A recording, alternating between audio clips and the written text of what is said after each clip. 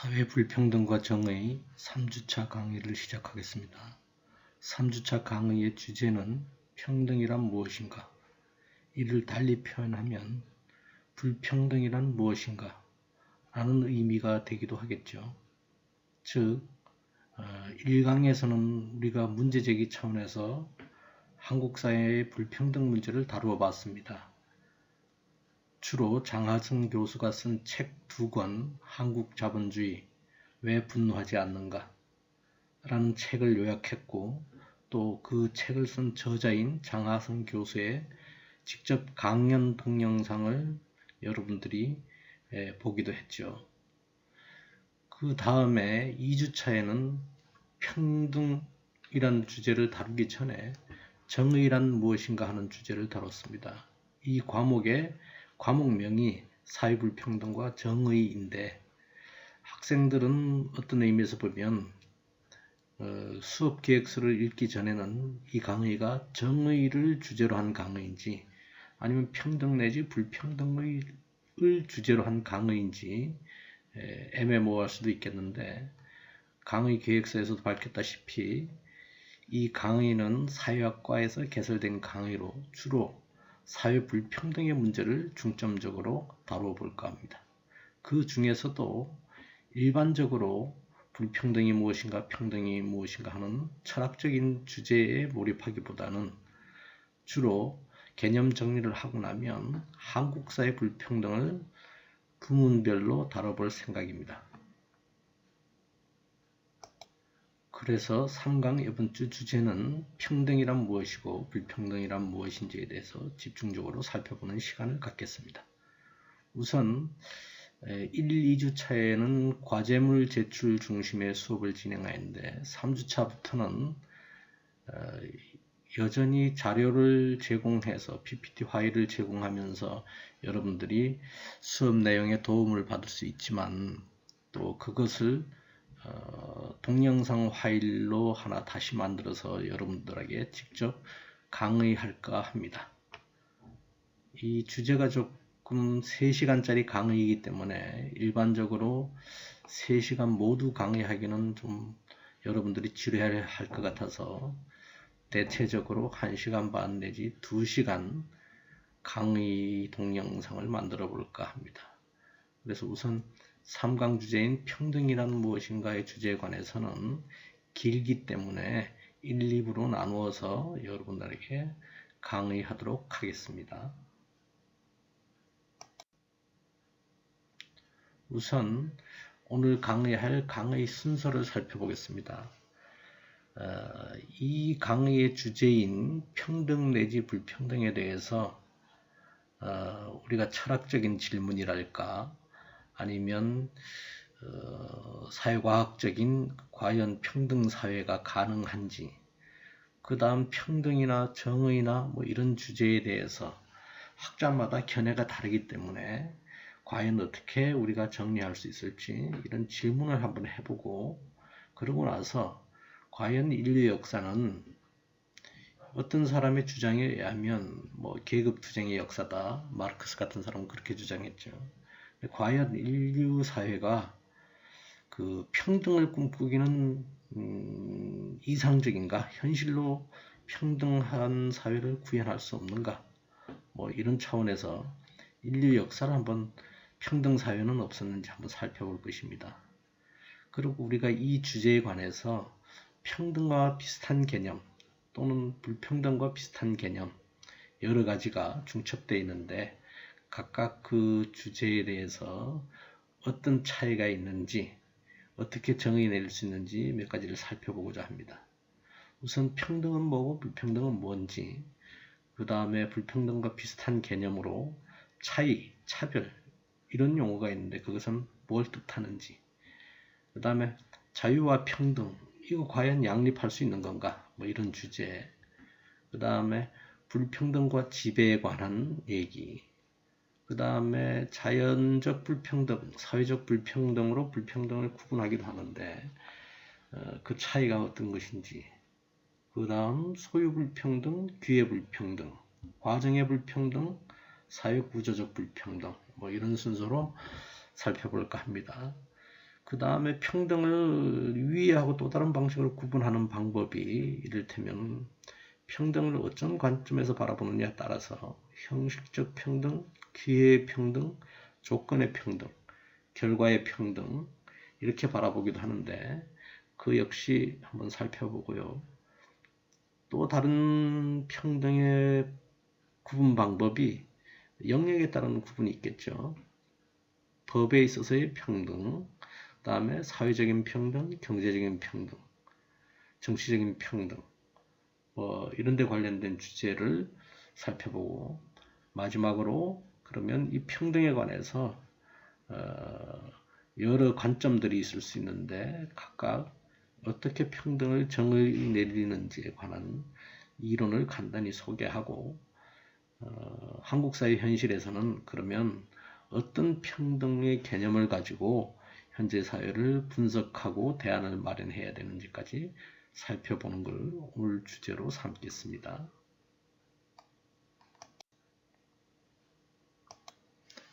우선 평등이란 무엇이고 불평등이란 무엇인가? 그리고 그것보다 좀 넓은 개념이랄까? 우리가 앞서서 주제로 얘기해왔던 정의는 무엇인가? 여기에 대해서 한번 고민해 보겠습니다. 우선 여러분 아는데 두 개의 그림을 소개시켜 드렸는데 똑같은 그림이라고도 표현할 수가 있겠죠. 즉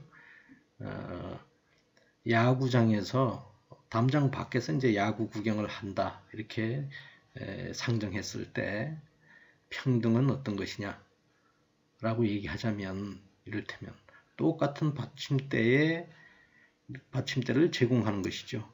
그래서 키가 큰 사람은 그 담장 너머까지 볼 수 있는 키를 지닌 사람은 야구 구경을 할 수 있겠지만 키가 작은 아이 같은 경우에는 그 어른하고 똑같은 받침대를 줬음에도 불구하고 신체적 조건에서 차이가 나기 때문에 볼 수 없는 거죠.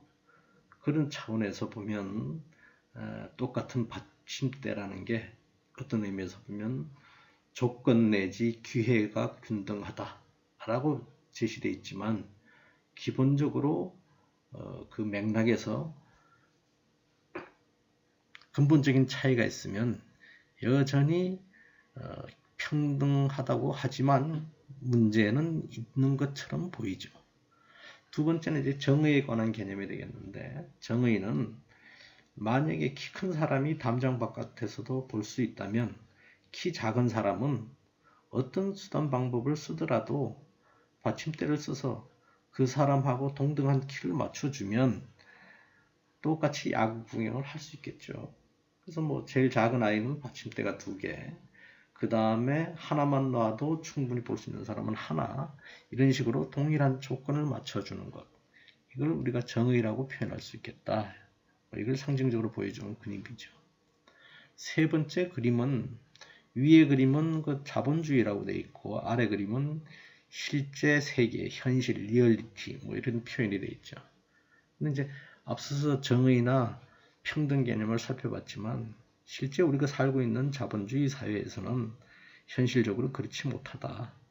주로 이제 거기 1%라 그래가지고 계단을 3개 싼 상자를 받침대를 3개 싼 사람이 있고 아래쪽에 보면 여러 개의 계단을 높이 쌓아놓고 올라가는 사람이 있죠.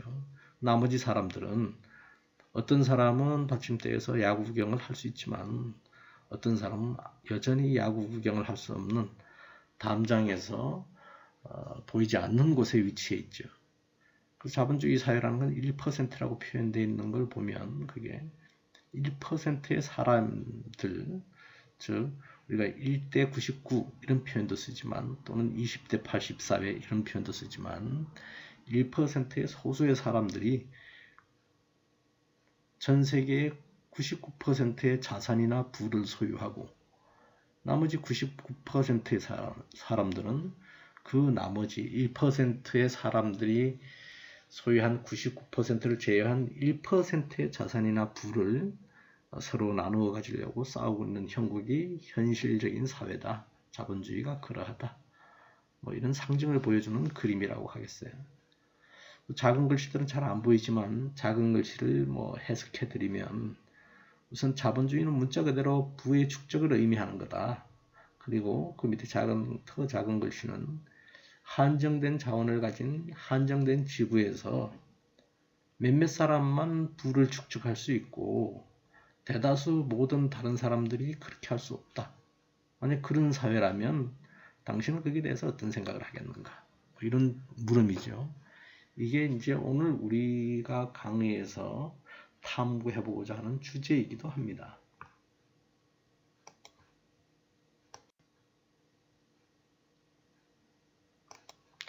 그 다음 본격적인 주제에 들어가기 전에 에피소드를 하나 소개시키고자 합니다.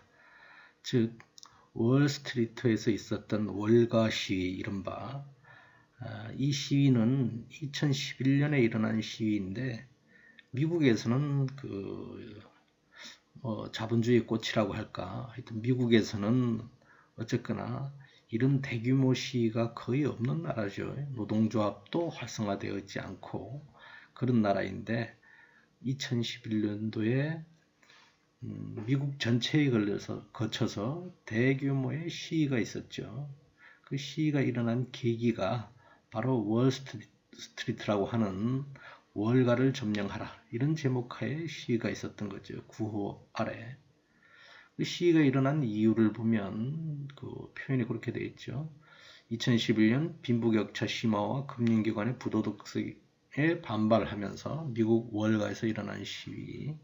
그런데 이 시위라는 것이 미국 전역으로 확산되기까지는 했는데 시위의 뚜렷한 목표도 별로 없고 또 짧게 끝났죠. 73일 만에 막을 내리게 됐다. 이런 얘기.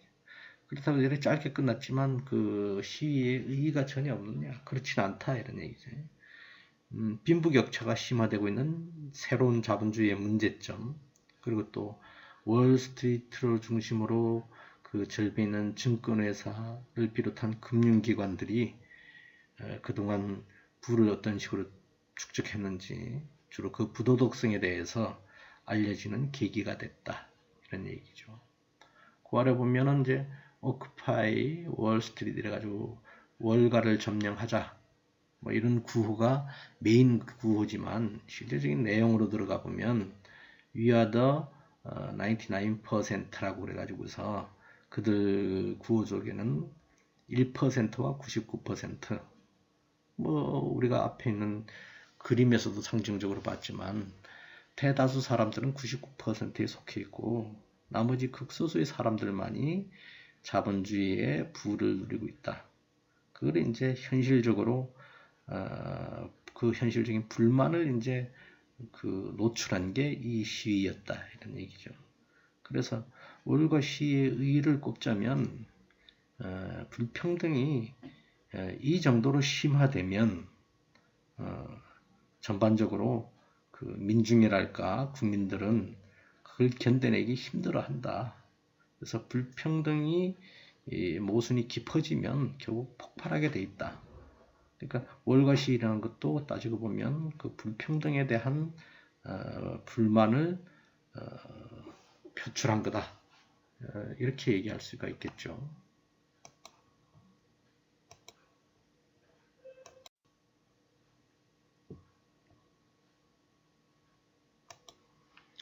그 다음 에피소드 하나를 더 소개하겠습니다. 거기를 보면 좀 길게 써놨는데 두 가지죠. 핵심적인 얘기는 지금 현재 대통령인 문재인 대통령이 취임 선서에서 한 연설 중 일부를 소개한 것인데 여기 보면 여러분들도 많이 들어봤을 거예요. 기회는 평등할 것이다. 과정은 공정할 것이다. 결과는 정의로울 것이다. 그 밑에 있는 문장은 취임 선서보다 앞서서 대통령 후보가 되면서 그 수락 연설문 조금 더 길게 나왔죠. 근데 핵심적인 얘기는 비슷한 거예요. 따지고 보면. 그래서 우리가 그 기회의 평등, 그 다음에 과정의 공정, 정의로운 결과 이걸 이제 이 정부의 기조로 삼겠다. 이런 그 내용을 보여주는 것이죠. 그런데 이 기회의 평등, 과정의 공정, 정의로운 결과 이건 이제 연설문에 표현된 것이긴 하지만, 그래서 연설문은 주로 남들을 설득시키고 감동시키는 데 목적이 있기 때문에 기본적으로는 레토릭이라고 하는 수사학적 미사여구를 쓰게 마련이죠. 그럼에도 불구하고 이 얘기가 감동을 주려는 목적에서 쓰여졌고 실제적으로 그런 목적을 달성했다 손 치더라도 우리가 알다시피 작년 하반기에 있었던 이른바 조국 사태에서 과연 기회가 평등하냐, 과정이 공정하냐, 결과가 정의롭냐, 뭐 이런 데 대한 논의가 촉발되었죠. 그래서 우리가 이 얘기를 소개시켜 놓은 이유는 기회의 평등이란 게 과연 뭐냐, 또 과정의 공정이 뭐냐, 또 정의로운 결과라는 건 뭘 의미하는 거냐. 우리가 그냥 문장으로 생각할 때는 좋은 말이니까 좋아 보이지만 이 세 개가 과연 양립, 뭐 두 개가 아니니까 세 개 다가 과연 같이 이루어질 수 있는 거냐. 그리고 거기 보면 평등이라는 개념, 공정이라는 개념, 정의라는 개념이 학자들마다 다르고 또 우리 스스로도 생각하는 바가 다 다르기 때문에 과연 그들은 어떤 그 개념의 폭에 우리가 합의를 하고 비판하고 옹호하는가, 이걸 한번 고민해보자, 이런 의미에서 이제 이 글을 여러분들한테 소개시켜 드렸습니다.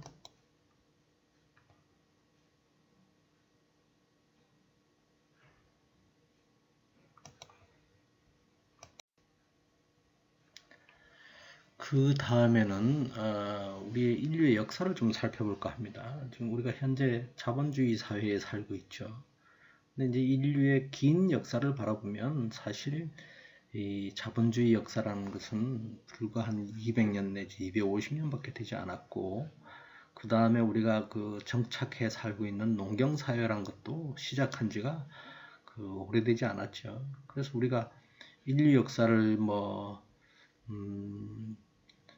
우리가 호모사피엔스라고 하는 책도 있지만 우리가 조상을 호모사피엔스로 본다라고 하면 실제적으로 우리의 현생 조사인 호모사피엔스가 시작된 게 한 13만 년 전, 혹은 뭐 3만 5천 년 전, 뭐 이 정도로 얘기하겠죠.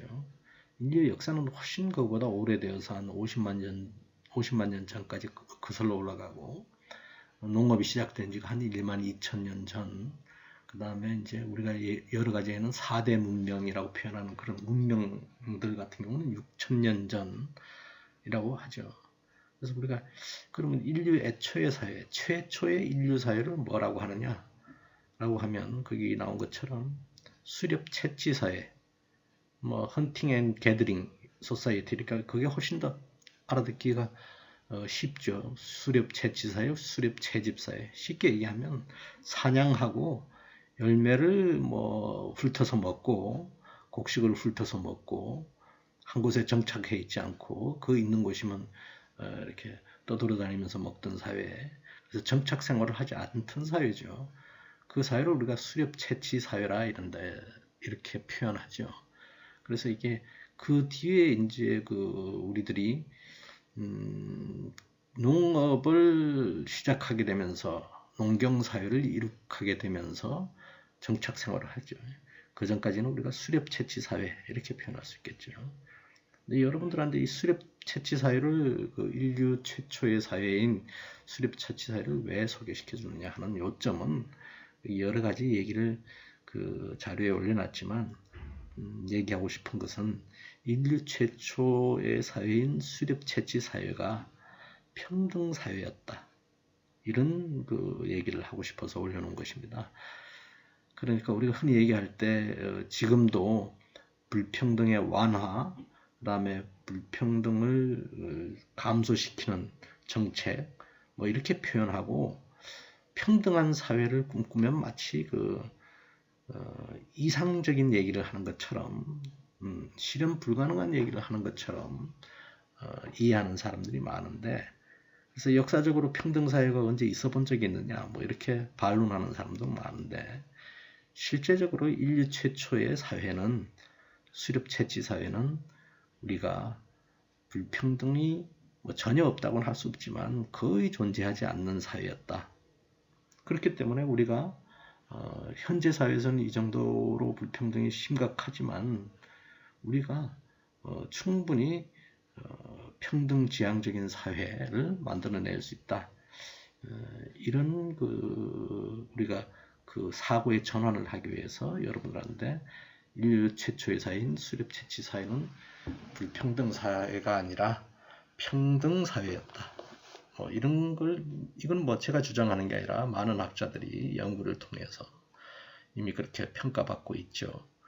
그래서 몇 가지를 보면 그때의 사회는 남는 게 없는 사회겠죠. 이를테면 초가분의 경제적인 능력이 없다 이렇게 되는데 그 이유는 뭐냐? 생존 조건이 불확실하니까 남는 걸 만들어낼 수 없겠죠. 지나가니까 그날 먹고 아니면 그날 아니라도 그 다음날 정도 먹고 이렇게 할 수 있고 그 다음에 우리가 무슨 농사 지어서 곡물을 저장할 필요가 없고 항상 먹고 여기 먹고 또 떠돌아서 다른 지역을 옮겨 다녀야 되니까 굳이 쌓아 놓을 필요가 없는 사회죠.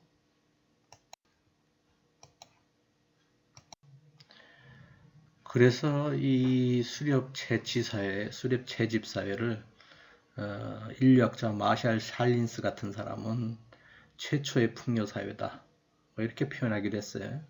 그것은 오늘날처럼 자본주의 사회처럼 물질적으로 풍요하다, 물질적으로 풍요하다 이런 의미보다는 적어도 최소한의 그 노력을 통해서 자기가 필요하던 물질적 필요나 그다음 결핍되어 있는 걸 충족할 수 있었던 사회가 바로 수렵 채취 사회였다. 이런 의미에서 이제 그런 표현을 했죠. 그런데 거기 나와 있는 것처럼 칼럼이 하나 넘어갔네요. 슬라이드가.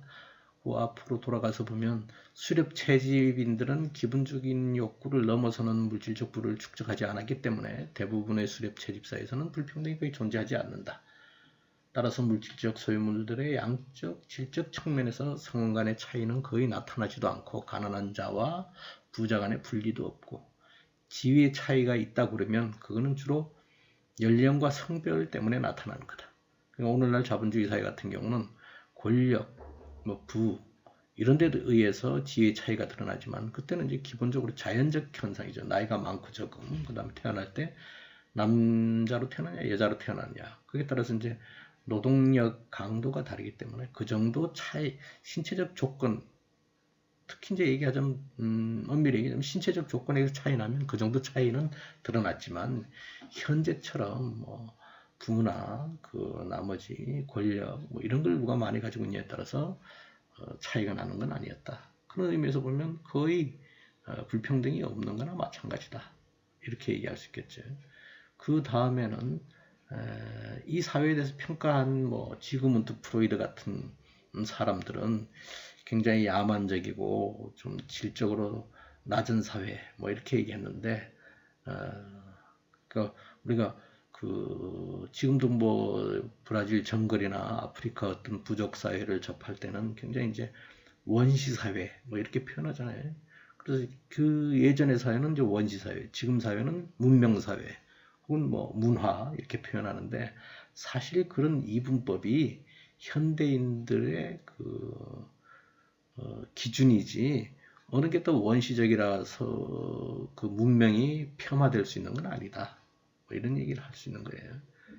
그래서 지금 봐서는 그러면 이 수렵 채취 사회가 없어진 사회냐? 거의 없어졌다고 봐야죠. 여기 보면 전 세계 인구 구성으로 보면 0.01% 정도가 남아있다. 25만 명 정도. 이렇게 나타난 거죠. 그래서 우리가 시작할 때도 얘기했지만 이 원시 사회라고 불리는 우리가 수렵 채취 사회를 소개시켜 드린 이유는 인류 최초의 사회는 평등 사회였다. 이렇게 얘기하는 거죠. 그래서 사실 마르크스란 학자도 인류의 역사 발전 단계를 5단계로 했죠. 그래서 원시 공산제, 고대 노예제, 중세 봉건제, 근대 자본주의. 그리고 이제 자기가 이제 앞으로 다가올 미래에는 공산주의 이렇게 주장했죠. 그러니까 처음 위치하고 뒤에 위치가 다 이제 공산주의죠. 근데 이제 미래에 올 거는 그냥 공산주의고 처음 인류 애초의 사회는 원시 공산주의 뭐 이런 식으로 이름을 붙였죠. 그 원시 공산주의라 이름을 붙인 이유도 사실 따지고 보면 그 당시에 계급 분할이 없고 자원을 공동 소유했다 뭐 이렇게 얘기할 수 있는데 자원을 공동 소유하고 계급 분할이 없었다는 얘기는 즉 계급이 나눠지지 않았다. 불평등이 없었다. 뭐 거의 평등한 사회였다. 이렇게 얘기할 수 있는 거죠. 그러던 사회가 마르크스에 의하면 우리는 이제 일반적인 표현을 의하면 농업이 위주가 되는 농경 사회가 되면서부터 계급이 생겨났고 불평등이 생겨났다. 이렇게 표현하고 마르크스의 5단계설에 의하면 고대 노예제 사회, 그러니까 고대 사회라고 그러면 이제 그리스, 로마 이런 사회가 주인이 있고 노예가 있고 주인이 지배자, 노예가 피지배자가 되면서 드디어 이제 계급 사회가 되기 시작했다. 뭐 이렇게 얘기하죠. 또 다른 사람은 흔히 그렇게 표현하는 사람도 있어요. 프랑스 학자인 바타이어라는 학자는 인류가 그 아까 얘기했다시피 정착해서 농사를 지어서 곡물을 저장하는 잉여 생산물이 생겨난 때부터 사실 불평등이 시작됐다. 이렇게 주장을 하죠. 그래서 뭘 저장하게 됐으니까 예전에는 수렵 채취 사회에서는 자기가 먹는 거, 그 다음에 자기가 필요로 하는 거는 그때그때 해결하고 마는데 농사 짓는 사람들은 드디어 이제 농사를 짓게 됐으니까 그 곡물을 저장하게 되죠. 저장하게 되니까 자기가 먹고 남는 게 창고에 쌓이게 되겠죠. 그러니까 그 쌓인 것들을 잉여 생산물이 생겨나게 되는데 그걸 누가 더 갖느냐, 덜 갖느냐 이런 문제가 이제 발생하기 시작하겠죠. 그래서 그 사람은 바타이어는 그걸 저주의 몫이다. 그것 때문에 이제 인류가 다투게 되었다. 계급도 생기고 불평등도 생기고 그것 때문에 서로 갖기 위해서 이전 투구가 일어나고 경쟁도 일어나고 뭐 이렇게 바라보기도 했죠. 그래서 지금 소개하고 있는 사회는 거기 보면 자본주의 이전의 사회 유형 이래가지고서 수렵 채집 사회, 농경 사회, 그 다음에 목축 사회, 무슨 전통 사회, 다른 말로는 전통 문명 이렇게 불리는 사회가 각각 그 기간이 언젠지 얼마 동안 존속했는지 언제부터 시작해서 그 다음에 그 특징들은 어떤지 거기도 오른쪽에 이제 성격 특징이라 나와 있지만 수렵 채집 사회는 불평등이 거의 없다. 근데 농경 사회 때부터 거기 보면 수렵 채집 사회보다 불평등이 심해졌다.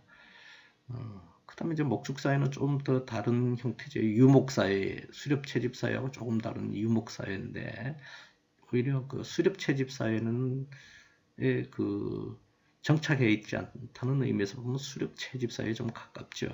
그래서 뭐 개별적인 불평등 이런 게 있지 사회적으로는 아직 불평등이 확산되어 있지 않다. 그래서 이제 그게 드디어 그때가 되면 이제 뭐 족장이나 전사나 그 다음에 왕이 지배하는 사회가 됐다. 그 다음에 이제 전통 문명 혹은 뭐 그 전통 사회라고 얘기하면 우리가 그 자본주의가 있기 전까지 서양이나 동양의 그 나라들, 국가들, 사회들을 우리가 전통사회, 전통문명이라고 그러는데 우리가 그런 사회들은 기본적으로 뭐 신분사회 내지 불평등사회 이렇게 평가할 수 있을 것입니다. 그래서 거기 보면 용어를 하나 여러분들이 주의 깊게 봐야 할 게 하나 있는데 거기 보면 뭐 BCE라고 되어 있죠. 근데 여러분들이 BCE는 우리가 예전 용어로 하게 되면 BC죠. BC. 기원전 5만 년, 기원전 6천 년. 이걸 이제 BC를 BCE라고 표현하는 거예요. 그것은 뭐냐면 기존의 BC는 비포와 크리스트. 그러니까 예수가 태어난 이후부터 뭐 이제 그 우리가 기원전을 BC라고 그러고 비포 크리스트 그 다음에 서기 이래가지고서 AD라 그러죠. 서기 몇 년 이렇게 그래서 예수가 태어난 해를 기점으로 해서 BC는 비포와 크리스트 기원전, 그 다음에 AD는 서기라고 표현하는 AD는 우리가 그 라틴어로 얘기하게 되면은 아노 도미노 이렇게 표현하죠. 그거 이제 예수 탄생의 해, 뭐 주님의 해 이런 뜻이 되겠지. 주님이 태어나면서부터 1년, 2년. 그래서 올해를 이제 서기 2020년 이렇게 표현하잖아요. 근데 이제 이것이 서양의 기독교 중심 사고관으로 보면 예수 탄생을 기점으로 해서 기원전이니 서기니 이렇게 나눠졌으니까 역사서술에서 이 기독교 중심 세계관을 극복하고자 바꾼 용어예요. 그래서 BC라고 그러면 BC는 Before the Common Era 이래가지고서 공동시대 이전. 그 다음에 그러면 AD는 뭘로 바꾸냐? CE로 바꾸죠. 그래서 CE는 공동시대. 그러니까 기원전 얼마 이렇게 하는 게 아니라 공동시대 이전 얼마. 그 다음에 AD 같은 경우는 서기 몇 년 이렇게 하니까 공동시대 1년 뭐 그래서 지금은 2020년이니까 공동시대 2020년 그래서 CE, AD 대신에 CE 이런 표현을 쓴다는 걸 여러분들이 상식적으로 알아둘 필요가 있겠어요.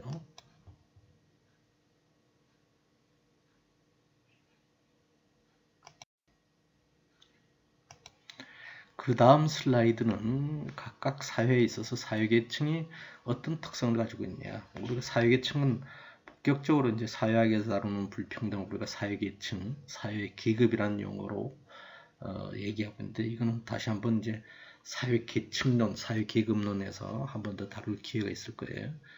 그때 상세히 다루기로 하고 우선 거기 보면 각각의 사회에서 전형적으로 계층이 있다 없다 뭐 이런 표현은 불평등이 있다 없다 뭐 이 정도로 여러분들이 이해하면 되겠어요. 그래서 수립 채취사에서는 불평등이 없고 뭐 단순 원해까지만 해도 불평등이 없는데 집약 원해 사회라고 할 수 있는 그런 사회에서 불평등이 처음으로 조금 나타났다가 농경 사회가 되면 이제 계층이 극도로 이제 불평등이 심각해지는 단계가 된다. 이제 그러고 나서 이제 뭐 현대 자본주의는 다루지 않았지만 자본주의 사회 역시 불평등이 상존해 있는 사회, 심각한 사회 이렇게 얘기할 수 있겠죠.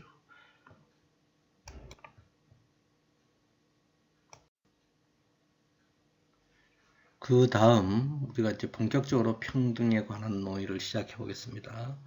우선 그 평등이라고 그러면 우리가 여러 사람들이 다 평등에 대해서 한마디씩 할 수 있을 텐데 그 견해가 일치하지 않겠죠. 그 이유 자체는 뭐냐면 평등의 의미가 여러 가지가 들어가 있기 때문에 우리가 앞서 뭐 정의를 배울 때도 정의에 관해서도 그 학파에 따라서 그 다음에 학자에 따라서 정의의 개념이 달라지는 걸 봤는데 평등도 마찬가지로 그 기본적으로 평등이라는 표현 안에 여러 의미가 들어가 있기 때문에 그 각각 사람들이 평등에 대해서 생각하는 바가 다르다 뭐 이런 얘기를 할 수 있겠어요. 근데 우리가 구분하자면 굳이 이제 뭐 정치, 경제, 사회 이렇게 큰 영역에서의 이제 평등, 불평등을 논의할 때, 그다음 이제 우리가 또 근대 사회가 되면서 이를테면은 법적 보장을 통해서 이제 평등을 보장받기도 하죠. 법을 통해서. 근데 이 각각의 평등은 어떤 데는 서로 모순돼서 대립하기도 하고, 이를테면 또 어떤 데는 서로 보완적이기도 하다.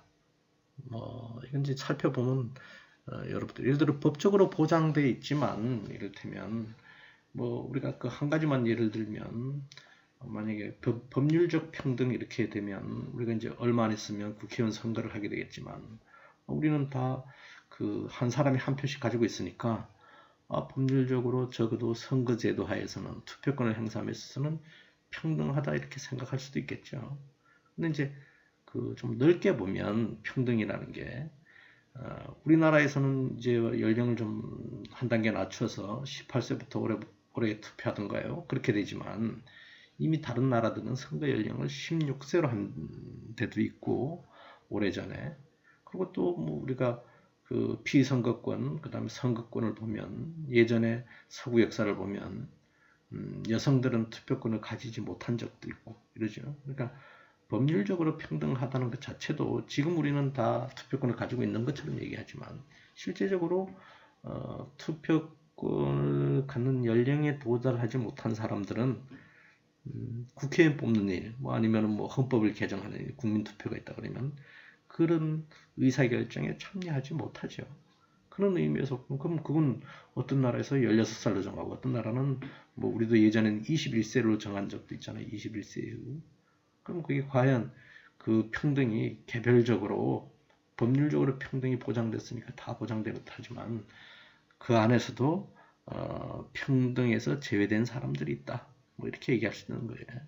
그래서 실질적으로 우리가 뭐 경제적인 평등이나 사회적 평등, 정치적 평등도 마찬가지지만 아까도 봤지만 경제적으로 자본주의에서는 돈 있는 사람들이, 부유한 사람들이 일반적으로 사회적으로도 높은 위치에 있고 정치적으로도 많은 권력을 가지고 있고 법률적으로도 이를테면 뭐 똑같은 죄를 져도 변호사를 수임할 수 있는 훌륭한 변호사 아니면 능력 있는 변호사를 돈 많이 받아서 수임할 수 있다든가 또는 뭐 돈을 내고 보석을 신청할 수 있다든가 이런 의미에서 보면 차이가 드러나잖아요.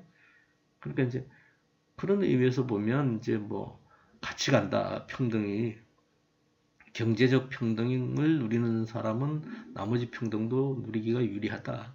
뭐 이렇게 표현하기도 하지만 또 어떤 경우에는 서로 대립해 있기도 하다. 뭐 이런 얘기겠죠. 그래서 평등을 정의하자면 브라이언 터너라고 하는 사람은 이제 사회학자인데 그 사람은 뭐라고 정의했냐면 모든 사람을 차별 없이 동등하게 존중하거나 대우하는 상태. 좀 더 철학적인 정의에 가깝죠. 그래서 우리가 정의를 다시 한번 내리면 평등은 좀 더 구체적으로 얘기하자면 권리, 의무, 자격, 조건 등 다양한 사회적 자원들의 분배가 공평하고 동등한 상태를 우리가 그 평등이라고 얘기하겠다. 이런 거죠. 그래서 평등은 거기 보면 균일, 균등 뭐 이거하고 의미가 비슷하지만 반드시 똑같은 수준을 유지하거나 획일적인 상태에 있는 것만 의미하는 것은 아니다. 근데 좀 전에도 얘기했지만 우리가 무엇이 평등한가 뭐 이렇게 얘기하자면 각자 생각이 다르다 그랬잖아요. 본인들이 가지고 있는 가치가 개입되어 있기 때문에 그렇다 이런 얘기. 그래서 평등의 의미 내지 또 평등이 이 정도 되면 평등하다. 이 정도는 아직 평등에 도달하지 못했다. 이런 판단 기준이 항상 다르기 때문에 논쟁적이다. 이렇게 말씀드릴 수 있는 겁니다. 그럼 불평등이란 무엇인가? 당연히 이제 불평등은 평등의 반대말이겠죠. 그래서 이제 기본적으로 평등의 반대말 불평등이라면 이제 차이가 나는 걸 기본적으로 깔고 얘기하는 것이다. 이렇게 얘기할 수 있겠죠. 근데 일반적으로 이제 차이, 단지 다르다는 사실만을 불평등이라고 말하지는 않는다. 차이라고 그러면 수직적, 수평적 측면이 모두 포괄되고 불평등은 그 중에서도 주로 수직적인 차이와만 연관을 짓고 차이에 근거해서 사회적으로 다른 기회나 조건이 주어지면 이로 인해서 이제 수직적으로 또 서열적으로 차이가 생겨나면 이것이 이제 비로소 불평등이라고 말할 수 있을 것이다. 이렇게 얘기할 수 있습니다. 그 다음에 또 사회학자 중에 불평등이 그러면 왜 문제가 되느냐? 뭐 어떤 사람들은 이제 불평등이 당연하다. 뭐 이렇게 있을 수밖에 없다. 뭐 이렇게 주장하는 사람들도 있잖아요. 그런데 이제 불평등이 문제되고 불평등을 극복하든가 불평등을 줄이든가 불평등을 없애야 하는 이유가 뭐냐? 라고 얘기하자면 그 사회학자 예란 테르본이라고 하는 그 스웨덴 사회학자가 있는데 그 사람은 이런 얘기를 했죠. 불평등이 우리의 건강, 자존감, 사회활동에 참여하는 자원, 인간으로서의 역량 이런 걸 모두 손상시키기 때문에 줄여야 할 필요가 있다 이렇게 얘기하는 거죠. 그래서 불평등을 우리가 논의하는 이유는 불평등은 단지 뭐 수입이 낮다든가 가난하다든가 뭐 이것만 얘기하는 게 아니라 실제적으로 이제 여러 가지 문제를 일으켜서 개인적으로 이제 그 사회가 부가 집중되고 빈곤이 이렇게 널리 퍼져 있으면 사회 자체가 활력이 없겠죠. 그리고 그 사회에서 그 처지에 있는 사람들은 그 처지에 있는 개인들은 행복해질 수 없는 거 아니겠어요? 그런 문제가 있다 이런 얘기. 그 다음에 이제 불평등이 심각해지면 이제 우리가 쉽게 얘기하면 기대여명을 낮추고 뭐 이렇게 표현했지만 건강 불평, 그러니까 잘 살고 못 살고에 따른 그 차이가 결국은 건강에 있어서의 불평등도 초래한다. 기대여명, 그러니까 수명도 낮추고 그다음에 건강도 악화될 가능성이 많고 그런 거하고 연관이 된다. 우리 뒤에 이제 건강 불평등과 건강 불평등의 주제는 다시 한번 집중적으로 다룰 거예요. 그래서 한국 사회도 보면 불평등이 현재 한국 사회, 한국 자본주의에 끼치는 영향을 보면 과잉 경쟁을 유발하기 때문에 사교육부도 많이 나가야 되고 남들보다 이뻐져야 되니까 성형수술도 한다든가 그 다음에 예전에는 신분사회에서는 뚜렷이 저 사람이 어떤 위치에 있는지 알고 심지어 무슨 의복을 통해서 신분을 구분했겠지만 요새는 이제 그런 거 없잖아요. 그러니까 이제 어떤 집에 사느냐, 어떤 차를 끌고 다니느냐, 어떤 옷을 입느냐, 어떤 브랜드의 옷을 입느냐, 뭐 이런 거에 따라서 이제 신분이 정해지고 사람들이 그 사람의 계급적 위치를 판단하기 때문에 비싼 제품, 비싼 차, 넓은 집, 그다음 뭐 이런 등등 그게 이제 몰입하게 된다 이런 얘기죠. 한편으로 경쟁의 구도에서 탈락한 사람들, 벗어날 수 없는 사람들은 사회적으로 낙오되겠죠. 그 영향이 사실 이제 한국 사회에서 우울증이 증가한다든가 스트레스가 많아진다든가 하는 그래서 결국 자살률 뭐 우리나라 같은 경우에는 노인 자살률도 OECD 국가 중에 1위, 청소년 자살률도 뭐 1위, 그래서 토탈 1위 하는 지경에 이르는데 이게 다 어떤 의미에서 보면 불평등 여기에 한 원인이 있는 것이다 이렇게 말할 수 있겠죠. 그 다음 우리가 불평등과 차별의 관계를 한번 살펴볼게요. 불평등은 차별하고 비슷한 것 같지만 사실은 좀 더 다르다. 불평등이 사실로 존재하는 수직적 차이를 의미한다면 뭐 방금 타이핑이 잘못됐네. 의미한다면 차별은 특정한 차이의 수직적인 구별이나 위계소여를 부과하는 행위 상태를 의미하는 것이다. 그래서 일반적으로 차별이 불평등을 낳는다고 할 수 있지만 차별은 불평등을 훨씬 더 포괄하는 훨씬 넓은 개념이다. 그래서 차별이라고 그러면 특정 개인이나 집단의 수직적으로 서열을 강제로 부과하고 또 이에 따라서 자원이 불평등하게 배분된다는 점에서 지배하고 비슷한 개념이다. 그래서 지배란 무엇이냐? 그럼 지배는 다른 사람의 의지에 반해서 자신의 의지를 실현한 것을 우리가 지배라 그러죠. 그래서 억압, 폭력, 강제, 금지, 유인, 설득, 뭐 동의 형성, 기만 이런 다양한 방식을 통해서 우리가 지배가 이루어지잖아요. 그러니까 뭐 우리가 흔히 얘기할 때 그럼 우리가 지배자, 피지배자 이렇게 얘기할 때 한국 사회에 지배계층이 있고 피지배계층이 있잖아요. 쉽게 얘기하면 뭐 일반 서민들 이런 사람은 이제 지배당하는 입장에 뭐 막스주의적 입장에서 보면 지배당하는 사람이 있으니까 피지배자.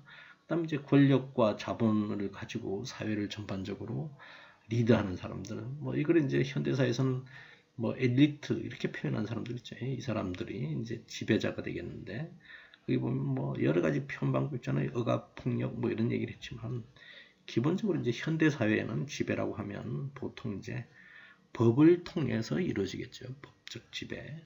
그렇게 얘기할 수 있겠어요. 그래서 법을 통해서 하니까 그걸 이제 어떤 경우에는 현대 사회에 있어서는 그 지배를 합법적 지배 뭐 이렇게 표현하기도 하죠.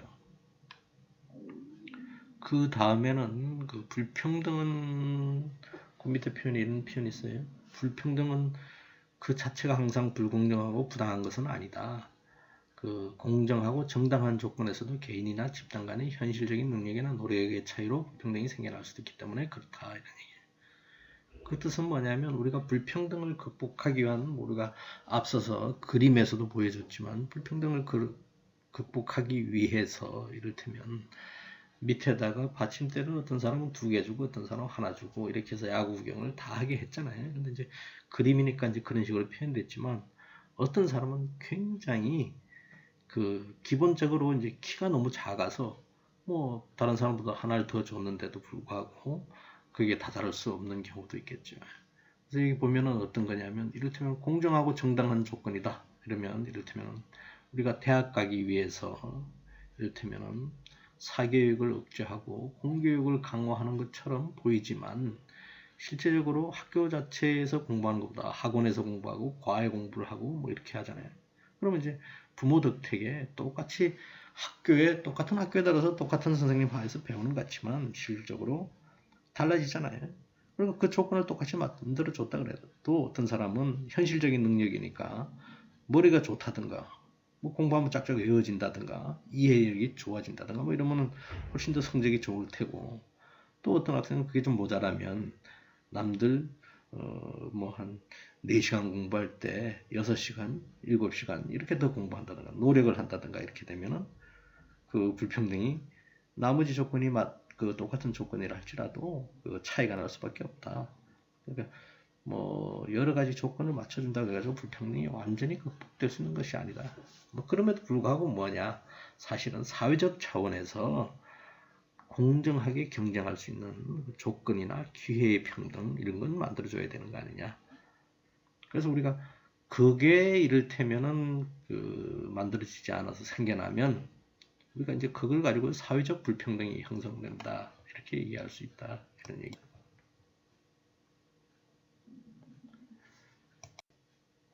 그 다음 자유와 불평등, 아니 자유와 평등이란 주제는 뭐 이제 여러분들 읽어보시면 알겠지만 자유와 평등은 우리가 흔히 그 대립하는 개념으로 생각하는 바가 있어요. 근데 이제 그 보통 뭐 그 우리 사회에서 보면 자유를 중점적으로 그 주장하는 사람들을 우리가 뭐 보수 혹은 평등을 주창하는 사람들을 진보 뭐 이렇게 편갈라 놓는 수도 있는데 사실은 뭐 인류 역사에서 자유와 평등은 대립한 적도 있지만 실질적으로는 함께 조화를 이루면서 양립해 왔다. 꼭 우리가 자유를 주장하면 평등을 배척하고 평등을 주장하면 자유를 도외시해야 되는 것처럼 표현하는데 그렇지 않다 이런 얘기를 거기에 이제 표현해놨어요. 읽어보시면 되겠고 그 다음에 지배와 불평등도 앞서서 어느 정도 얘기했으니까 한번 다시 여러분들이 천천히 읽어보시기 바랍니다.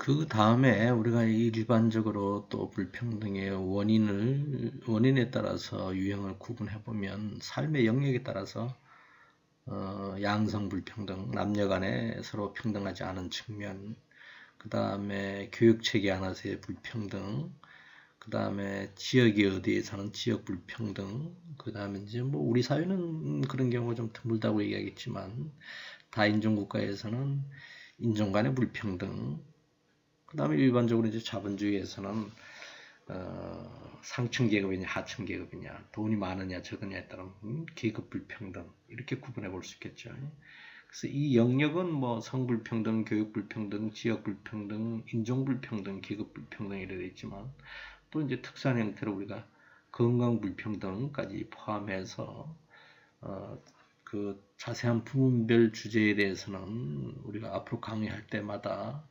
각각의 주제를 한 주차 강의로 이렇게 한번 다뤄보도록 하겠습니다. 그래서 그때 자세히 설명할 테니까 그 정도만 알아두시고 그 다음에 우리가 불평이다 그러면 일단 손쉽게 생각할 수 있는 게 태어나면서부터 자연적으로 가지고 있는 불평등 그 다음에 똑같이 태어났지만 우리가 사회를 살아가면서 사회 제도나 그 다음에 자신의 위치지음 때문에 남들보다 훨씬 유리한 위치에 있는가 또 불리한 위치에 있는가 이런 사회적 불평등 1차적으로 자연적 불평등과 사회적 불평등으로 구분해 볼 수가 있겠죠. 그래서 보면 그 고대 철학자라고 얘기할 수 있는 플라톤, 아리스토텔레스 이런 그리스 철학자들은 선천적 소질의 차이에 따라서 불평등이 생긴다. 타고난 성질과 재능에 따라서 각각 다른 지위를 맡아서 일하게 되는데 그건 당연한 거다. 뭐 이렇게 표현하죠. 그래서 우리가 앞서서 이제 정의론에서도 얘기했지만 그래서 플라톤 같은 사람은 지배계급이냐 그 다음에 군사계급이냐, 그 다음에 일반 백성이냐, 생산을 담당하는 일반 백성이냐에 따라서 구분하고 그들이 각각 어떤 덕목이 있느냐, 뭐 이렇게 구분해서 그 역할만 다 하면 되는 거 아니냐. 그러면 사회가 이제 원활하게 돌아간다. 이렇게 얘기하잖아요. 그러니까 거기에서 대상자들은 우리가 알다시피 앞서서 잠깐 얘기했지만 고대 그리스 로마 사회는 노예가 있는 사회잖아요. 그래서 노예제 사회라고 표현하는데 이 철학자들 자신들이 다 플라톤이나 아리스토텔레스 이런 사람들 자체가 노예를 거느리고 사는 귀족 계급이기 때문에 사실은 노예제를 인정해 있는 상태. 그 다음에 이들이 남자잖아요. 그 다음에 여성이 피지배자로 있는 사회구조 속에서 우리가 평등 이런 얘기를 하게 되는 거죠. 그러니까 어느 정도 한계가 있는 상태의 이제 그 이론이다 이렇게 말할 수 있겠죠.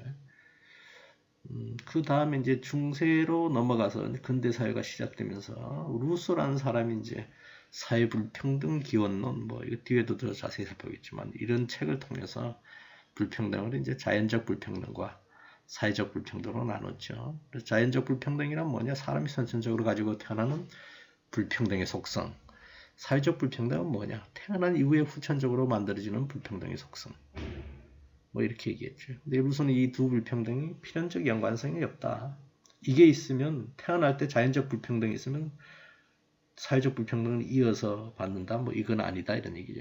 자연적으로 불평등이 있어도 사회적으로 그 불평등을 극복할 수 있고 자연적인 그 유리한 위치에 있어도 사회적으로 이제 후천적으로 계급적으로 낮은 위치에 있을 수도 있다. 뭐 이런 얘기죠. 그래서 뭐 루소를 비롯해서 마르크스 엥겔스 같은 공산주의자, 사회주의자들의 사실 자연적 불평등보다 사회적 불평등이 문제다. 그래서 어떤 의미에서 보면 그걸 중시했기 때문에 자연적 불평등도 많은 부분은 사실 나중에 사회적으로 선천적으로 있는 게 아니라 사회적 차원에서 첨가되고 사회 구조 차원에서 자리매김되는 거기 때문에 사회적 불평등에 훨씬 더 관심을 많이 기울였다. 그래서 일반적으로 뭐 불평등이 이런 차원에서 보면 사회적 불평등이 왜 생기느냐 라고 보면 뭐 분업과 기술이 발달하는데 어떤 사람은 분업에서 낮은 위치, 직업적 위치, 어떤 사람은 높은 직업적 위치, 그 다음에 기술이 있느냐 없느냐에 따라서 또 위치가 달라지겠죠. 그럼 사유재산제도, 신분제도, 뭐 이런 거가 이 주요 발생의 원인이 되더라. 그래서 자연적 불평등이라면 자연적 차이, 뭐 키나 지능이나 외모나 신체 능력 이런 그게 서열이 존재하는 거 그게 자연적 불평등 이렇게 얘기하죠. 근데 이 서열의 차이가 과연 그러면 자연적이냐 사회적인 거냐 하는 논란의 여지는 있다 이런 얘기죠. 그래서 예를 들어서 키나 지능이나 외모 이런 게 자연적이라 그러지만 이를테면은 부모 찬스를 그래가지고 부모가 어떠냐에 따라서 우리가 달라지기 때문에 그 완전히 우리 그 원천적으로 자연적이다 이렇게 이야기는 좀 곤란하다 이런 얘기예요.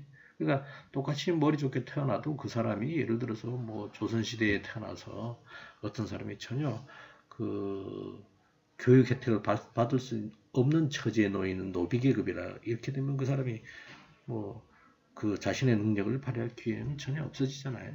그런 얘기를 하는 거다.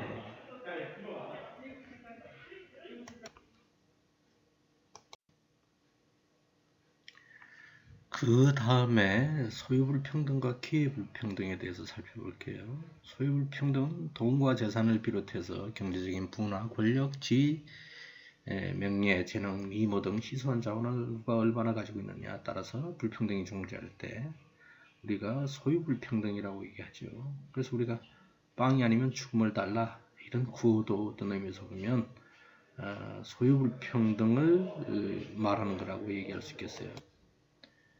그런데 기회불평등은 어떤 활동이나 일할 권리, 자격, 기회가 차별적으로 주어지는 것 이건 이제 기회불평등이라고 그러죠. 그래서 나도 일 좀 하게 해달라 일자리를 제공해달라 뭐 이렇게 얘기하면 이제 대표적으로 기회불평등을 극복하자 기회불평등을 해소시켜달라 이런 거고 아까 뭐 먹을 걸 제공해달라 이러면 이제 그 소유불평등을 이제 문제 제기하는 거죠. 그래서 주로 이제 그 봉건 사회에서 봉건적 지배에 저항한 자유주의자들, 이런 사람들은 주로 이제 기회의 평등을 얻기 위해서 싸워왔다 이렇게도 말할 수 있어요. 그래서 자유주의자들이 일반적으로 기회의 평등이 주어진다면 소유불평등 정도는 나도 감수하겠다. 뭐 이렇게 얘기하면서 그 기회 불평등보다 이제 그 소유 불평보다 이제 기회 불평등을 극복하는 걸 초점을 뒀다 이렇게 얘기할 수 있겠죠. 근데 실질적으로 자본주의 계급 사회가 되면 기회의 평등이라는 게 개인들 간의 현실적인 조건이 불평등한 상태에서 주어지는 경우가 대부분이다. 즉 대학 입학 시험 기회가 동등하게 주어지는 것 같지만 공부에 전념할 수 있는 여건의 차이가 있게 마련이다. 그래서 소유 불평등처럼 기회를 제약하는 조건 불평등이 될 수 있다. 이런 얘기죠. 그러니까 이를테면 강남 8학군에 사는 중산층 부모를 가진 학생과 그 다음에 가난해서 경제적인 사정 때문에 부모가 이혼하고 어렸을 때 시골 사는 할머니 손에 맡겨진 이른바 이제 조선 가정의 이제 아이들하고 비교해 보면 강남에 있는 초등학교, 그 다음에 강남에 있는 학원 등등과 시골에 있는 초등학교하고 학원이 교육 수준이 달라질 수 있겠죠. 그리고 이제 그 어떤 의미에서 보면 뭐 할머니가 실질적으로 경제적인 그 자립을 할 수 있는 처지가 안 되면 뭐 고등학교쯤 되어서 남들은 학원 가고 과외받는 시간에 아르바이트 해야 된다. 뭐 대학 같은 데 보면 그렇잖아요. 어떤 사람들은 대학 안에서도 보면 자기 차를 가지고 집에서 도서관까지 오는데 뭐 5분이면 와서 뭐 2시간, 3시간, 4시간 공부할 수 있는데 어떤 학생은 그게 안 돼서 자기가 그 방어돼 있는 원룸에서 도서관 오는데 걸어서 오면 30분, 뭐 또 걸어서 가면 뭐 30분, 뭐 이 정도 되면은 아니면 또 다른 외곽에 어디 싼 지역에 얻으면 뭐 버스 타고 간다든가 이러면 훨씬 더 오래 걸릴 수도 있겠죠. 그러면 그 자체가 공부하는 조건의 차이가 될 수도 있겠지만 또 어떤 경우에는 등록금을 벌어야 되는 처지에 있는 학생들 같은 경우에는 공부 시간을 쪼개서 아르바이트 해야 된다. 그리고 뭐 동일한 그 조건에서의 경쟁이라고 얘기하기 힘들다 이런 얘기죠.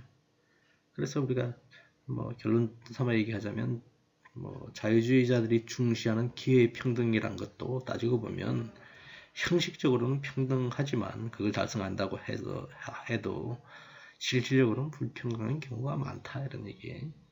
뭐 대학 교육을 받을 기회가 형식적으로 열려 있지만 공부를 잘할 수 있는 그 조건이 안 된다든가 뭐 공부를 잘할 수 있는 조건이 된다 손 치더라도 이를테면 뭐 이럴 수 있잖아요. 이를테면 어떤 학생들은 대학을 4년제 대학을 졸업하고 나서 자신이 다시 이제 전문적인 직업을 얻기 위해서 변호사가 된다든가 아니면 판검사가 된다든가 이런 사람들은 다시 이제 그 법학전문대학원을 진학해야 되지만 한국의 현재 제도로 봐서는 그들이 다시 많은 등록금을 내고 다시금 법학전문대학원을 다닌다든가 또 일반 대학을 졸업한 다음에 의학전문대학원을 다닌다든가 뭐 실제로 대학에 합격할 수 있지만 경제적인 사정이 이제 허하지 못해서 그걸 달성하지 못한다. 그러면 이제 형식적으로는 평등이 보장되어 있지만 그들이 그 길에 다가갈 수 없기 때문에 실질적으로는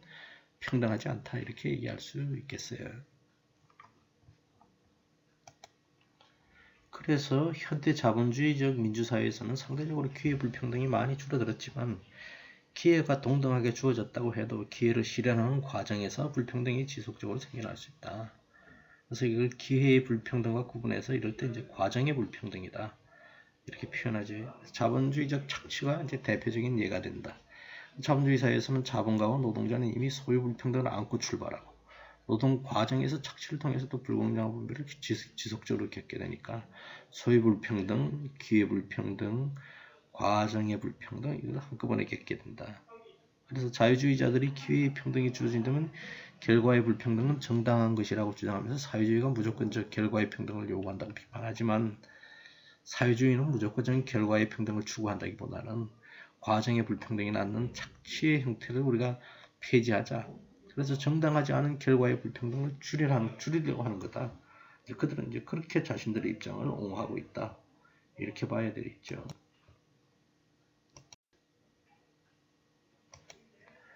아까 살펴본 것처럼 우리의 불평등의 원인에 따라서 그게 자연적 원인이냐 사회적 원인에 따라서 자연적 불평등, 사회적 불평등 이렇게 나눌 수 있겠죠.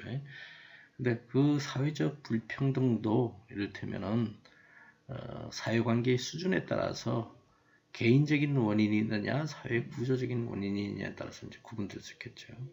만약에 이제 그 불평등의 원인이 개인적 차원에 머물러 있지 않고 사회 구조 차원에서 이제 불평등이 행해진다 그러면 우리가 이제 그걸 사회 구조적 불평등 이렇게 얘기할 수 있다 이런 얘기죠. 예를 들어서 동일한 일에 대해서 동일한 성과를 내고 있는 사람들 사이에서 보상의 차이가 있다 그러면 이것은 불평등을 낳는 사회적 원인 때문에 불평등이 생기는 거다 이렇게 얘기할 수 있는 거죠. 우리 사회에서 이를테면은 똑같은 일을 하는데 남성이냐 여성이냐에 따라서 여성 임금이 낮고 정규직이냐 비정규직이냐에 따라서 비정규직 봉급이 낮고 그 다음에 한국인이냐 외국인에 따라서 똑같은 일을 함에도 불구하고 그 다음에 똑같은 일인데 중소기업에 다니냐 대기업에 다니냐 대졸자냐 아니냐에 따라서 임금이 이렇게 다르다 이렇게 되는 거예요. 이건 사회 구조적 차원에서 왜냐면 다른 나라는 동일한 임금을 지급하는데 한국 사회만 특별한 한국 사회의 그 직업적 구조 아니면 기업의 관행이 뭐 이래서 이런 차원에 머물러 있다 그러면 이게 사회 구조적 원인에 의한 불평등이 생기면 이걸 사회 구조적 그 불평등이라 얘기할 수 있겠다.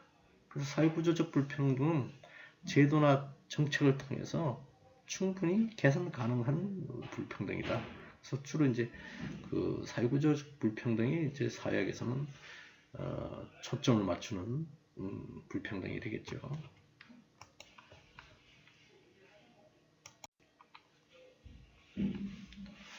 그 다음 평등의 유형을 우리가 형식적 평등, 기회의 평등, 조건의 평등, 결과의 평등 뭐 이렇게 구분해서 한번 살펴볼게요. 그 자본주의 사회에서는 사회재산제와 부의 불평등은 불가피하다. 어떤 측면에서 보면 부자의 출현도 또 상대적 빈곤도 완전히 막을 수는 없지만 빈곤과 불평등이 심각해지면 사람들은 불만이 커지고 저항이 일어나고 정치적 불안이 심각해진다. 이렇게 얘기할 수 있겠지. 그래서 우리가 그 처음에 사파에 얘기했던 월스트리트에서 있었던 시위 이게 바로 어떤 의미에서 보면 이런 이유 때문에 촉발된 거다. 이런 얘기죠. 거기서 보면 자본주의 사회에서 이를테면 부의 불평등이 불가피하다. 뭐 이렇게 표현했잖아요.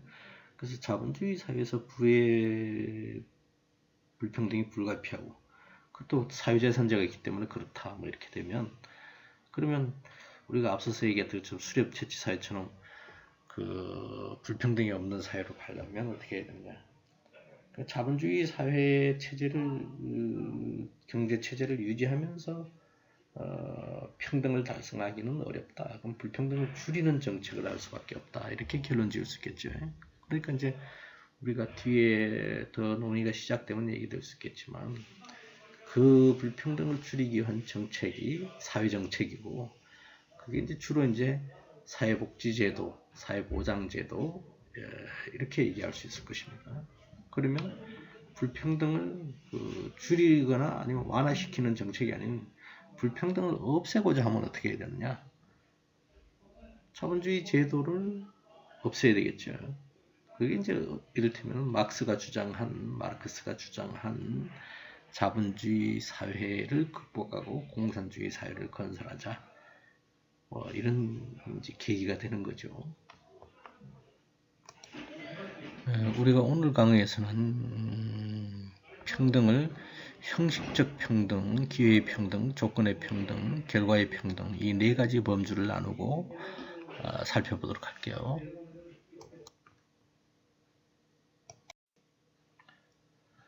먼저 우선 형식적 평등을 살펴보겠습니다. 형식적 평등은 종교적 전통에서 비롯되고 서양의 자연법과 큰 관련이 있다고 볼 수 있습니다. 즉, 자연법이라는 게 뭐냐, 자연권이라는 게 뭐냐.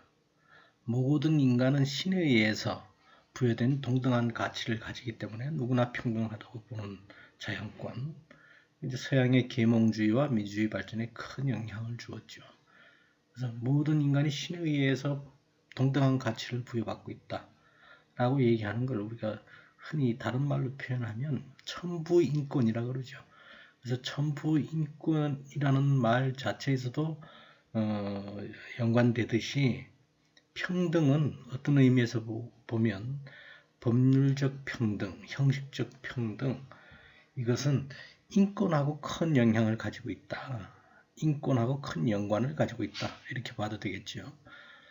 형식적 평등은 그래서 주로 법률적 평등을 의미하고 시민적 자유랄까, 재판받을 권리, 언론 자유, 이런 모든 것이 다 형식적 평등에 해당된다고 볼 수 있습니다. 형식적 평등은 현대사회의 법의 지배를 가능하게 한 기본적 원칙이자 특권과 반칙에 반대하고 모든 사람이 법 앞에 평등하다는 걸 강조하지요. 그래서 형식적 평등은 사회의 평등을 확대할 수 있는 능력을 거의 가지지 못하고 있는 또 단점이 있고, 형식적 평등은 법적 보장만 하고 있기 때문에 좀 소극적이다.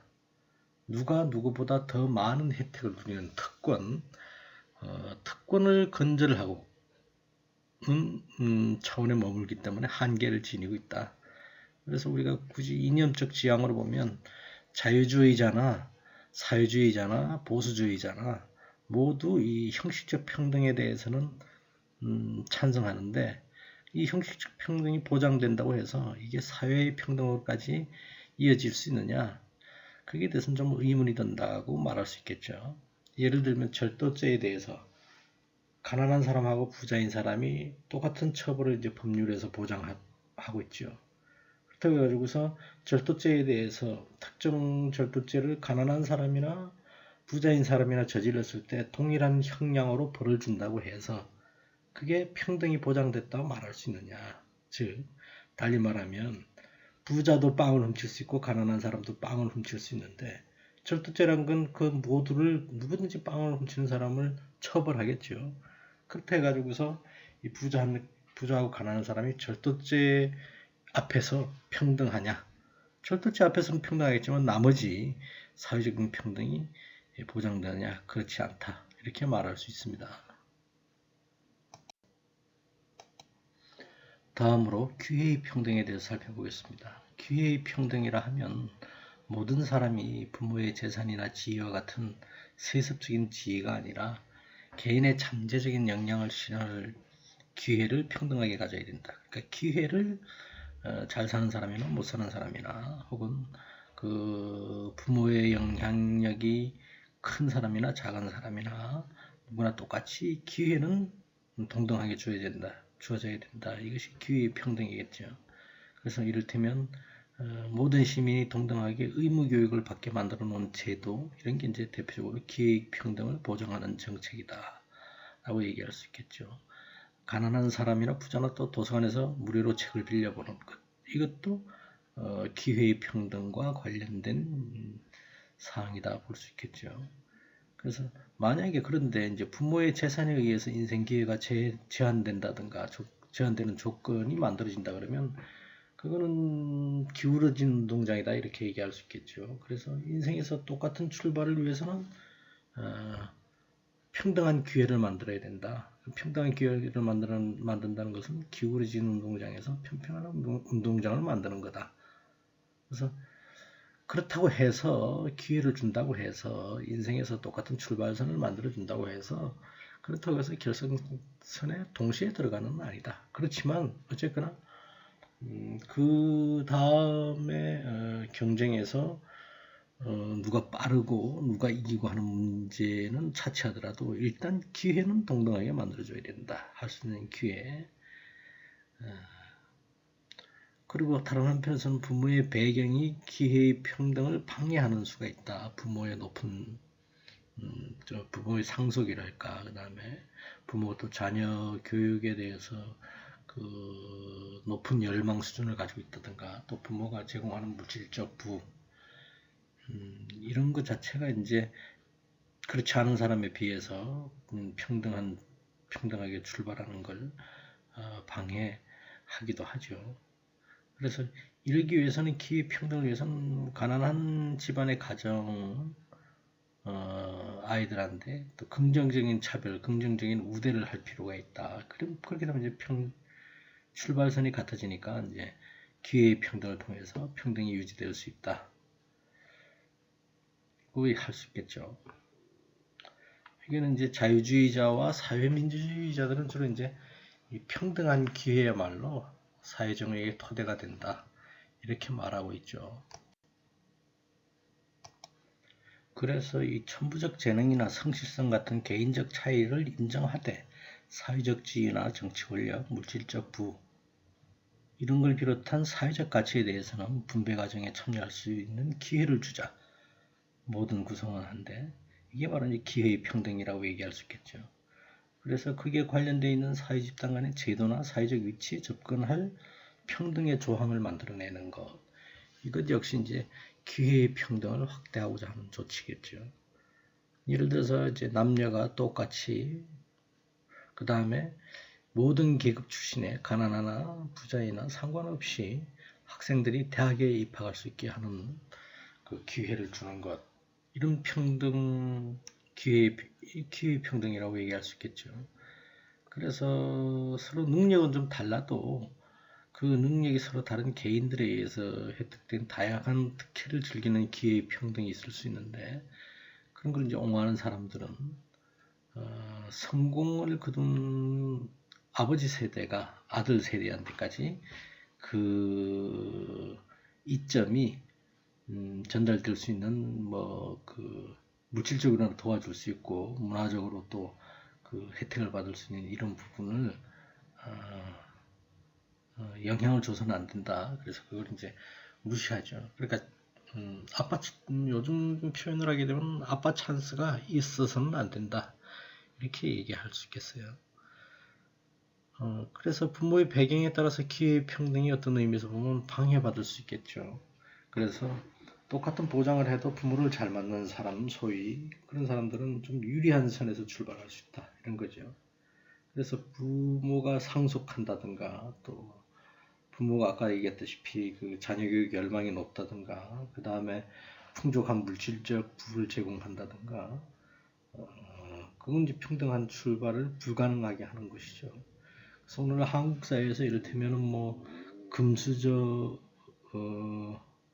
흙수저 뭐 이런 얘기는 수저계급론은 실제로 따지고 보면 태어날 때 어떤 수저를 물고 태어나냐에 따라서 그 아이의 그 사회적 위치가 좌우된다는 의미를 가지고 있기 때문에 지금처럼 수저계급론이 대두됐다는 뜻은 한국 사회에서 기회의 평등이 보장되고 있지 않다. 이런 걸 반증하는 한 예가 되겠죠. 그 다음으로 조건의 평등에 대해서 살펴보겠습니다. 개인이 능력을 발휘할 수 있는 사회적 조건을 평등하게 만들어 놓는 것. 그게 이제 사회적 조건을 평등하게 만드는 거. 이걸 우리가 어떤 의미에서 보면 조건의 평등이다 이렇게 얘기할 수 있겠죠. 조건이 평등한 상태에서 개인이 어떤 노력을 하든가 개인이 또 어떠한 자질이나 능력 때문에 차이 나는 거.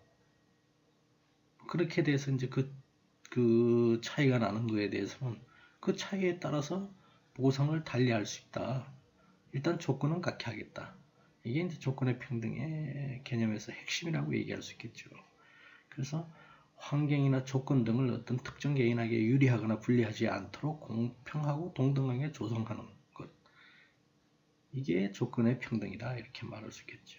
그래서 조건의 불평등이라고 하는 것은 어떤 의미에서 보면 기회의 평등을 방해하기도 한다.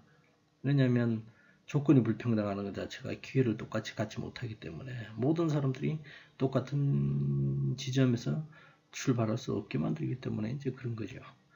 그래서 조건의 평등을 실현하려면 현재의 사회 질서 속에서 불리한 조건에 있기 때문에 실적인 기회가 이제 누리지 못하게 되는 건데 이들에 대해서 우리가 국가가 동등한 기회를 누릴 수 있도록 사회적 조건을 마련해 주는 것. 이게 조건의 평등에서 핵심적인 내용이라 할 수 있겠죠.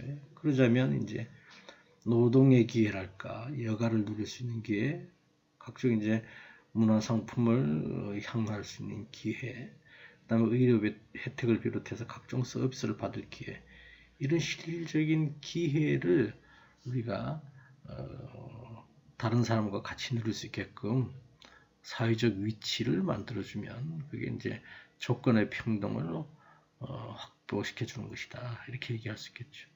그래서 조건의 평등을 보장하기 위해서는 필연적으로 사회보장제도가 잘 활용되어야 된다, 제도적으로. 사회보장제도라는 게 막대한 재원을 필요로 하죠. 그래서 이제 막대한 재원을 그 사회보장제도에 투여하자는 것은 그 사회의 구성원들이 합의해줘야지 가능한 일이 되겠다, 이렇게 말씀드릴 수 있겠습니다.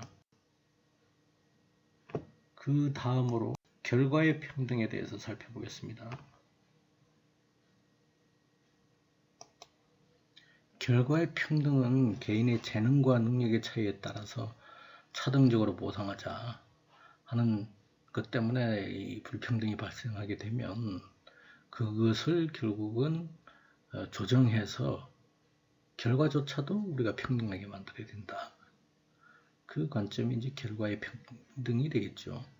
그래서 개인의 재능과 능력 차이에 따라 보상이 달라지는 그런 불평등한 상태, 이것조차 이제 조정해서 평등한 결과를 만들어야 된다는 관점이죠. 그래서 어떤 의미에서 보면은 조건이나 기회보다도 마지막 결과가, 그러니까 인풋보다는 아웃풋, 투입되는 것보다는 산출, 어쨌거나 그 과정이 어떻든지 결과적으로는 평등해야 된다, 이런 관점을 유지하기 때문에 좀 급진적이고 또 그에 따라서 찬반 논란이 많은 평등이 되겠죠. 그래서 결과의 평등이라 그러면 주로 이제 사회주의 국가에서 이런 걸 강조하고, 그래서 국영기업의 경영자, 그 다음에 노동자의 평균 급여가 비슷하게 하기 위해서 차이가 많이 못 나게 어느 정도 이제 유지되는 선을 만들어내는 거, 이런 것 자체가 이제 결과의 평등을 염두에 둔 거다, 이렇게 말할 수 있겠죠.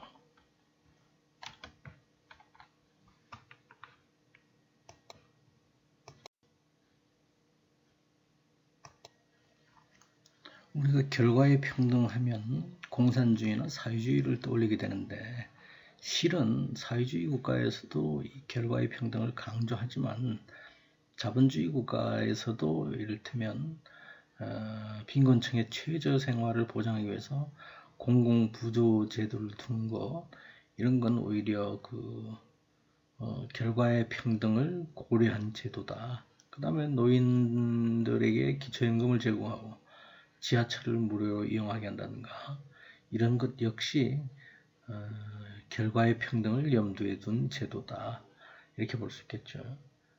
그래서 그렇지만 이제 이게 주로 이제 사회주의에서 주로 채택되다가 보니까 자본주의에서는 이제 누진세 정도가 이런 결과의 평등을 고려한 제도가 되겠죠. 그러다 보니까 이제 결과의 평등에 대해서는 열심히 일을 하나 열심히 일을 하지 않으나 똑같은 결과가 주어진다 그러면 누가 열심히 일하겠느냐, 이렇게 흔히 이제 비판하는 사회주의에 대해서 이제 노동 의욕이 감소되는 거, 이런 것 역시 이제 결과의 평등을 고려하기 때문에 그러게 되면 이제 생산성이 좀 약화되지 않느냐, 이런 비난이 있을 수 있겠죠. 그 다음으로 우리가 형식적 평등, 그 다음에 기회의 평등, 조건의 평등, 결과의 평등과는 좀 더 다른 차원에서 우리가 평등을 한번 논해볼 필요가 있는데, 평등이라고 그러면 앞서 설명한 것처럼 우리가 형식적 평등을 논해야 할 때 자연권, 자연법, 천부인권, 이런 얘기를 했었죠. 그러니까 평등이라는 것 자체, 평등이라는 가치 자체가 사실 따지고 보면 인간은 누구나가 평등을 누려야 된다 하는 인권적 측면이 있다, 이런 얘기예요. 그래서 어떤 의미에서 보면 평등이라는 말 자체에는 원래 그 평등은 하나의 인간다운 권리의 하나가 아니냐, 뭐 이렇게 그 정의 내린 사람들은 평등의 개념은 이제 인권적 차원으로 설명하고 있죠.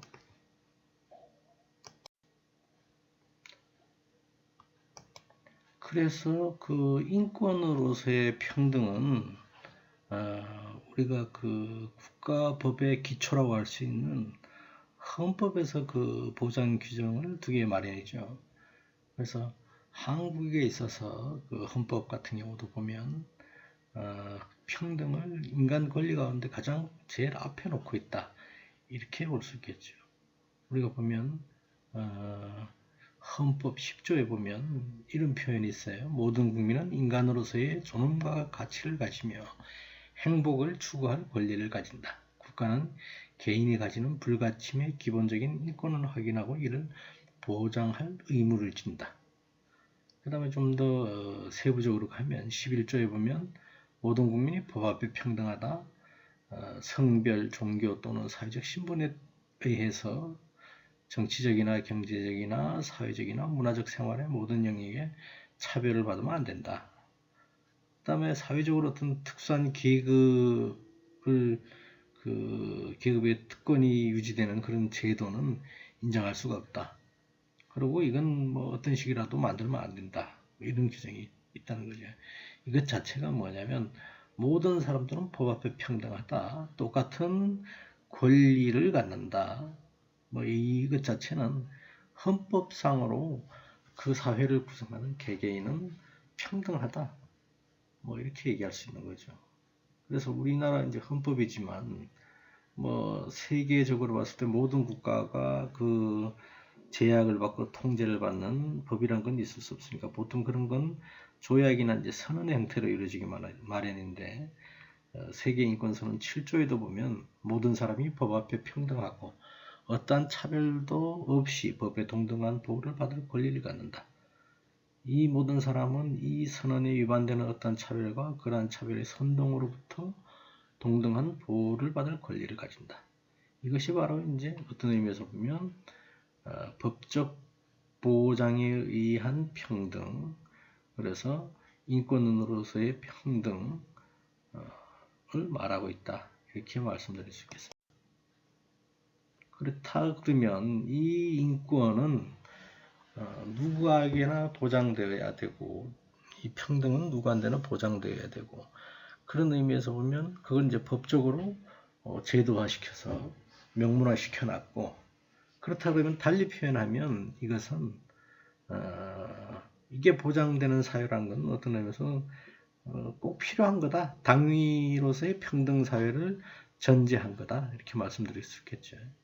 그래서 평등의 권리를 자연권, 천부인권이라고 이해한다는 것은 모든 사람이 평등한 것은 자명한 사실이다, 이렇게 말하는 것과 같은 것이다, 이렇게 얘기할 수 있는 거지.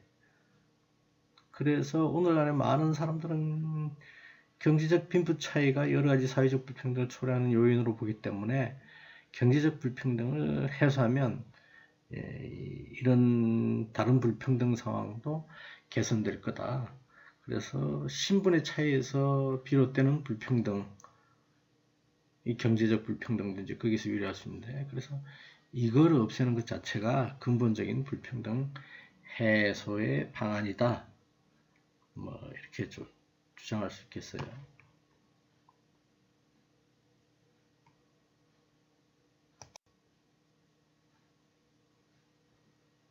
그래서 우선 1부 강의는 마치고 그 다음에 2부 강의에 이어서 하도록 하겠습니다.